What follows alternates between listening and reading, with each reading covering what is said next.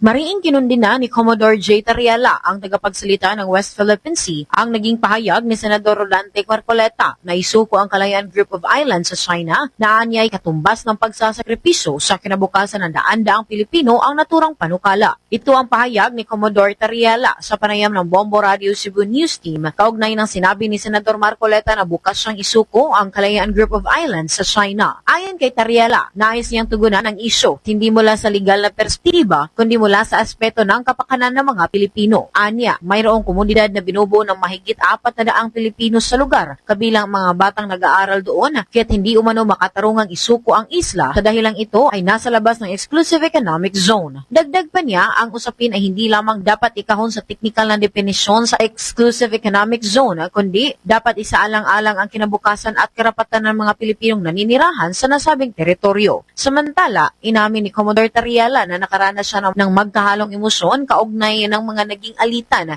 sa pagitan niya at ni Senador Marcoleta sa Senado, gayon din ang anak nitong kongresista sa mababang kapulungan. Anya, nakakaramdam siya ng galit at lungkot dahil para sa kanya, may mga individual na tila nagtataguyod ng interes ng bansang China. Gayunpaman, sinabi ni Tariela na may positibong epekto rin ang kontrobersiya dahil ito ay nagmulat at nagudyok sa libu-libong Pilipino na mas aktibong ipagtanggol ang soberanya ng bansa. But I would like to respond, not on discussing the legal parts of that. Issue ko dito, ang pag-asa na sinasabing labas sa ating exclusive economic zone, ay merong komunidad dito. Doon tayong mahigit na 400 kababayan Pilipino rito. May mga bata rito na nag-aaral. To say to give up pag-asa because it's outside the exclusive economic zone, ay tila pamimigay na rin ng kinabukasan ng mga kababayan nating nakatira dito.